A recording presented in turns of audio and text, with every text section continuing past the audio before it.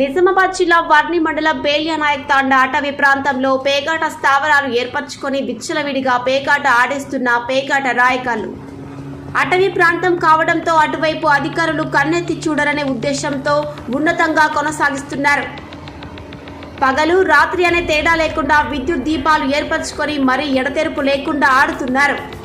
చుట్టుపక్కల ప్రాంతాల నుండి పేకాట రాయళ్లు తరలివచ్చి తగు మూల్యం చెల్లించుకుంటున్నారని, ఈ పేకాట స్థావరాలను ప్రేరేపించే ప్రముఖులు ఆ ప్రాంతంలో తగు పలుకుబడితో ఉన్నారని సమాచారం.